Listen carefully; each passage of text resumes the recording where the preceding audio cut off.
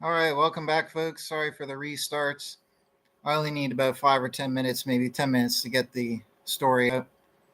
So I just wanted to document my sighting. I've talked about it before over the various years, but decided to have a video committed to it, document when I saw this giant bird. So I'll give a description of what the bird looked like, the rough size scale of it, and so forth. Thankfully, during the sighting, the encounter itself wasn't close, so I can't really call it an encounter, but during that experience, the creature flew right over a small building, so I was able to get a good idea of how big the bird's wingspan was. So I think it's worth documenting this to share it, see if other people out there have seen similar or what. There's no existing bird today that I think it could have been for the reasons I'll get into when I describe everything. So this took place about 10 years or so ago. And now, for the third time, I'll describe the setting, the environment. Good to see you, man. Wonder if there's any unknown large birds down where you live. That'd be interesting. So this place is right by the ocean. The ocean's like right there. It's a forested area, quite primitive, you could say almost, because it's not really inhabited. It's kept like a nature reserve, so it's got that authentic old feel to it. It could be a subtropical forest, but nonetheless, it's like a foresty area. It's a big nature reserve, and inside the nature reserve, or like to the side, there's like a neighborhood, which is where I was working. And this neighborhood where I was on like a hill, just a little ways above the top of the tree line for the nature reserve. And out there in the middle of this nature reserve, it's quite large. And I think it even connects to a golf course as well, which just adds to the size and scope of it. But somewhere out there in the middle of the nature reserve, rising up out of the trees, there was a small building about 3 stories tall, so maybe about 20 or 30 feet tall, roughly. It kind of looked like an outpost or a watch post, something like that. Not sure exactly what it was. It could be part of someone's private home. But there was that little building there, and on the top of the building there was a national flag flying on a flagpole. The flag was about half the width of the building itself. So these details will come into relevance later when I tried to explain how big the creature may have been. So I'm on this hill in this neighborhood looking down. The nature reserve wraps around. I'm not that high up above the top of the tree line, but I'm at the point where I could see the top of the tree line. And this big bird just lifts up and rises up. It takes off out of the forest. So it had been down in the forest somewhere doing something. And there are caves there, so maybe it had something to do with that. I'm not sure. But nonetheless, it rose up out of the forest flapping its wings, and it was huge. It was a very large bird. So I turn around and I'm looking at it like, wow. It might have been, a couple 100 feet away from me, something like that. It wasn't very far away from me at all. That small building was within a quarter mile, something like that. Obviously, I didn't measure it, but it wasn't real far away. I had a pretty good view of the building. And the building, on the top of the building, was like a flat deck where it might have had like a little canopy where you could like look out. And maybe it was like an observation post to look at wildlife. I don't know what its purpose was. And like I said, there was a flag on the top as well, mounted on a flagpole. That was, roughly maybe a quarter mile away from me. Might have been closer, something like that. So the bird lifted up into the air. When it was a little ways into the air, not super high or anything like that, but it lifted up into the air. When it was sufficiently high enough, the bird started flying forward, and it flew right over the building. Right now, as the bird flew over the building, it was close enough to where I could estimate the size of the bird based on the size of the building. And the shocking part is because as the bird flew over the building, and as I've said now 3 times, it wasn't close enough where it was touching the building, obviously, but it wasn't like way high up above the building. It was fairly, it was just above the building as it flew over. And one of its wingtips was on the left side of the building, and the other wingtip was on the right side of the building. And that bird, its wingspan was the width of the building as it flew over. Okay. And for further, like comparison of size and confirmation, the flag that was on top of the building was about as big as one of the wings. So I was shocked because that is the biggest bird that I've ever seen. And I got a pretty good look at what the bird looked like, considering it was probably, hundreds of feet away from me. There's a number of types of birds, like categories of birds, that I could rule out that it wasn't. But the type of bird that it most resembled would have been something along the lines of like a heron or a stork, in that it wasn't a big pudgy bird. It was slender, had long legs and big long wings and a head, something like that, like a heron or a stork would have, and a somewhat long bill. I didn't get an exact look at the bill, but it gave me the impression that it somewhat resembled like a heron, like in the way that its body was structured and all of that there. It didn't. It wasn't a type of like a seabird, like a seagull. It wasn't anything like that. It didn't overtly resemble an eagle or a kite or a hawk or any of those type of birds. It most closely resembled like a type of like I said, egret, heron, stork, that type of thing. So at the time, I wasn't immediately thinking I'm seeing like a cryptid, like an unknown creature. I was just flabbergasted how big it was. Now, it all comes down to how big was that building, because the bird was as wide as the building. I'll describe the coloration of the bird and stuff as well. Sorry. The bird was not white, so that rules out albatross, because some albatrosses can be 10, maybe like 12 feet wingspan. This was not a white bird, even white with black. It wasn't like that. It was like a more earthy color type bird. I didn't get an exact look at the coloration, but it gave me the impression it was like had like browns in the color of the bird, somewhat like darker tones, but not. I'm not saying it looked black or it was all dark brown, but it had earthy coloration to it, and it wasn't like a fair, light colored bird overall. It had, more darker, earthy tones. But anyways, right? I think the color structure was like complex, but that's just the easiest way to sum it up. It wasn't a white bird. It wasn't pink. It wasn't yellow. You know what I mean? Earthy colors, roughly looking like a heron, egret, stork type of thing. So if the building was the smallest that building would have been is 8 feet wide, okay, because you're not going to get a building, especially 20, 30 feet tall, that's under 8 feet. The average room in a house or most small buildings is like eight, um, probably 10 to 12 to 15 feet, just depending, right? In a lot of homes, the average room might be like 12 feet by 12 feet or 12 feet by 10 feet, for example. So I think it's fair to say that that building was probably at least 8 feet, and eight is a bit too small. Looking at the building from the distance, had that roof deck where you could walk around. It may have had a little canopy on the top to shelter from rain. Not sure. It didn't look like a little building, like under 10 feet. It looked over 10 feet. I don't think it was like a 20-foot wide building. So what I estimate is that it's between 10 and 15 feet wide. Now it had a flag on a pole on the top, right? And like I said, the flag was about half the width of the building. So as the flag was pointed out sideways in the wind, it encompassed about half the width of the building. Now I was hoping that flag it was a national flag, and I was hoping that national flags would be of a standard size, but it turns out they could be of various different size ranges, which makes it hard. Um, but if the building was, I don't think the building was under 10 feet wide, right? I think that's very unrealistic. Um, if the building was a 10-foot wide building, then the flag would have been roughly 4 or 5 foot flag, which is probably standard, somewhat standard for a national flag. They're not going to be smaller than that. If you're flying them on top of a building to be seen on a flagpole, you're not going to be flying a little 3 foot flag, right? Maybe not even a 4 foot flag. It's might be a little bit more substantial, right? So I think the flag itself, like I said, was at least 4 feet. How absolute, like, what would be the upper max for that?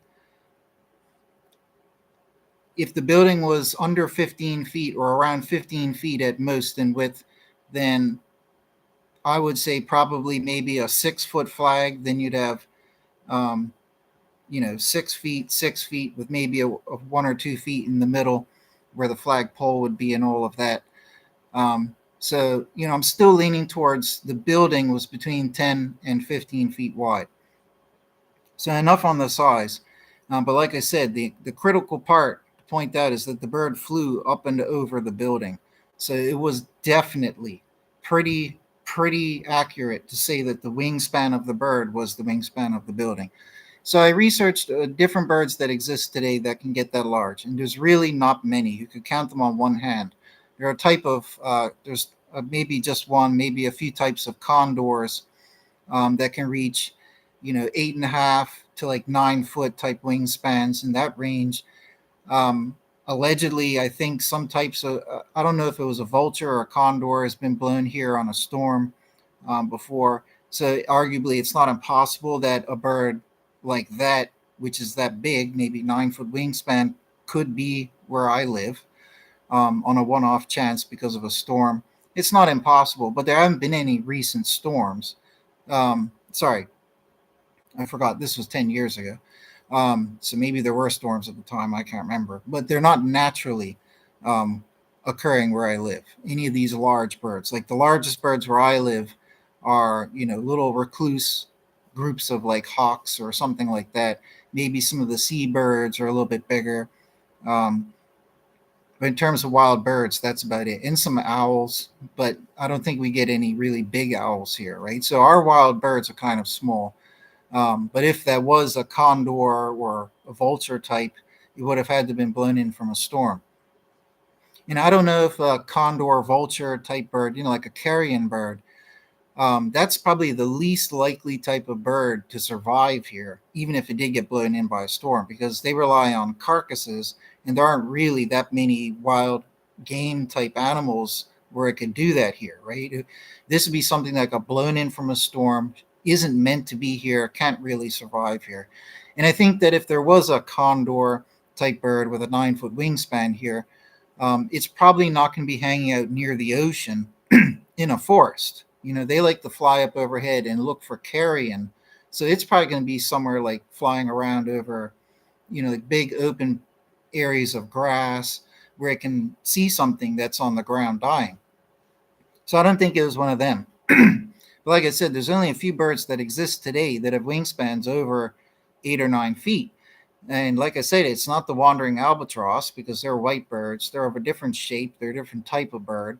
And it doesn't resemble what I saw. So looking up what other, I think those are like the large, when you're talking about birds that have wingspans of over 9 feet, those are the only ones. I don't, okay, there's a marabou stork from Africa, which highly unlikely that's what I saw here. I don't even think those type of birds would have any type of reason to end up getting blown here in storms. Um, but the marabou stork can have a 9 foot wingspan. They're quite large birds. I think they stand maybe 5 feet tall. They're pretty huge. Um, and I did say that, heron, egret, stork is the type of bird roughly that I saw. Um, but I don't think it was marabou stork. But aside from them, the only other birds that get up around that size or even close to 9 feet are some forms of big herons. There's one called a Goliath heron. There's a few other types. There's like imperial heron. Blue herons are big, but they're not as big as like the Goliaths. But the Goliath heron can have a wingspan of, between 6.5 and like just under 8 feet. That's fairly large, but and that some might say that's a close fit for what I saw. Maybe it was just a Goliath heron that got blown in here. But the thing is, I saw that bird fly right over the top of that building. There's no way that building was an 8 foot building. There's no way. 8 foot is small, right? This had like a viewing deck at the top. It was about 20 or 30 feet tall. Looking at the building with your common sense, you could see it's more than 8 feet, right? So for that reason, I really don't think that it was a Goliath heron. It was just a very large bird. And the other very interesting thing, whether it is connected to that bird or not, I feel it's definitely worth mentioning, is that in that foresty jungle area, which I said earlier has caves in it as well. I don't know if maybe the caves are used, maybe they fly here, they migrate here. to lay their eggs in a cave somewhere hidden in an ocean forest, and then they take off. I don't know, but I was thinking about stuff like this. But what was I talking about again with this? Wrapping up, pretty much done. Forgot where I was going with that there, but it might come back to me. Oh yes, so inside that jungly area, I have to point this out, right? Going down the nice, beautiful paths, through this like jungle, foresty jungle type area where there's caves here and there. It's a really nice place. I like to explore there, and I did a lot of exploring, quite a few times a week, back in the day, back then. And around the time when I saw that, giant bird, around that time, I had been in that area, and this spot wasn't too far from the ocean, like quarter mile, you'd be at a beach or something. And in the trees, there was, and it wasn't too far off the beaten path. Like in the big nature reserve, there are some paths people walk, to observe nature and whatever. There's some off beaten paths where less people, but sometimes go through the forest somewhere else off the main path. There's little paths like that. I like to explore on a deeper level and just go anywhere and not even be on a path. And in my journeys, I found this like big old dead tree, or maybe it was still alive, but it was like from where I was standing, it's a lot of dead brown like branches. So whether it's dead or alive, who cares? But the tree might have been 15 feet tall, maybe 20 feet tall. It's a lot taller than me, and fairly big trunk, and like quite a few like little trunks going up like this. I don't know offhand what type of tree or plant it was, but wrapped around those trunks coming up and making what looked like a nest, like a big nest, were like this prickly vine. It was a very woody type of vine. There's a few different types of vines that could grow that could look like this, like bougainvillea, for example. Um, but a woody type of vine that even when the plant itself dies, like the vine plant itself, like the woody vine part remains. Like I have honeysuckle, Japanese honeysuckle, and it does that. Like it spreads its vines, they turn woody over time, even when it's alive. When they die, the woody vines remain, right, for a very long time, until they rot away or you chop them away, right? So in a similar fashion, some woody type of vine with pretty thick tendrils had wrapped itself around or been wrapped around this tree. It just looked like a big, almost thorny or very twiggy looking nest, but the nest was huge. Like you could fit one or two people inside of it. It was big, like a big nest. But the only thing that threw me off was it's not high up off the ground, right? You would think most birds, especially if it was a unknown large bird, is not going to make a nest so close to ground, right? And even if that time during my wanderings in the jungle there, you know, even if I had gone off the beaten path entirely to find this tree, it's still not going to be far from where people sometimes jog or walk or hike. You know what I mean? So it while it looked exactly like a giant bird nest, right?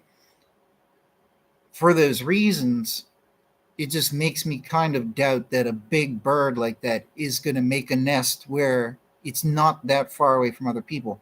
However, arguably, if a big bird like that does migrate here to lay eggs or whatever it is, I don't know, maybe to escape some cold for a period of time, and it comes here and hides out, maybe it hides out in some of the caves.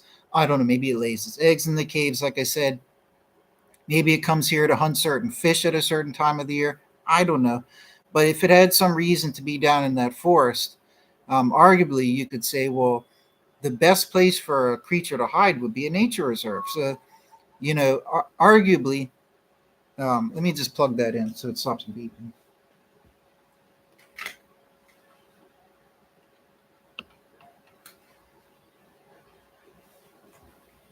Sit there and listen to that beeping the whole time. So, I mean, arguably, a reclusive creature would probably hide out in a nature reserve. And maybe it's off the beaten path enough where it just hasn't seen any people walk through there maybe once, and it thinks that it's a relatively or probably the best place to make a nest. Even though the nest was so big, well, it looked like a nest, like I said. Maybe it was just vines that happened to die like that. All the green died off, but it looked almost like a thorny, but definitely a twiggy type of nest, just like a nest, like how it's intertwined twigs and sticks. That's what it looked like, but massive. Um, Maybe a creature that big could make a nest like that relatively quickly. So, even though it's so large and looks complex, for a small bird, that would be an impossible, long-winded task. But maybe for a large bird, if it's going to come down here to maybe lay some eggs or something like that, um, a cave would be a good sheltered place to do it. Or maybe it would make a nest for some reason. I don't know, but that structure, that nest type structure, was so bizarre. I think I got a photograph of it too, but I couldn't tell you where that photograph is. Um, but I think it was. I just think it was worth mentioning that as well. So if there was, there definitely is a very large bird out there with a wingspan which probably is over 10 feet. And like I was saying before, the shocking thing is that building could have been a 15-foot wide building, which means the wingspan could have been as much as 15 feet. But it was definitely at least 10 feet. And it wasn't an albatross. It wasn't a condor or vulture type of bird. It was like a heron type of bird, but it was simply too big to be even the largest herons that exist today. And as for a stork, storks are about in the same category. Like storks, they get up to about 8 foot wingspan. The ones they get bigger than that, they're in Africa, and they're not going to have any reason to end up where I am whatsoever. That's just it's a little bit more far fetched. So I don't think it was a stork or a heron, even though it kind of resembled them. So it's got to be an unknown species of bird. And looking back at the teratorns, some of the types of the teratorns in that family, they survived to around 10, 15,000 years ago. And you get Argentavis, I think it's called, but I don't think this bird that I saw was one of them because it didn't look like an eagle. There's another giant bird called Pelagornis, but that resembled like a albatross or like a seabird, so it wasn't like a Pelagornis. Then you had other teratorns that resembled like giant condors or vultures, but all of these birds have wingspans over 10 feet. So like a lot of the teratorns were between 10 and 15-foot wingspan. Argentavis, for example, was the biggest or one of the biggest, and its wingspan was between 15 and like 25 feet. That's absolutely massive, but that's probably bigger than what I saw in a different type of bird. And Pelagornis, I think they found examples that are even bigger by a little tiny bit. So there were big birds. Argentavis died out. I think like they don't have currently they don't have evidence that it survived more than like 5 or 6 million years ago. Um, but I don't think it was an Argentavis type of bird. It wasn't an eagle or a kite or a osprey or a hawk type of family bird. Um, I can't remember when Pelagornis died out, but some of those other Territorian types they lasted up until somewhat recent human history.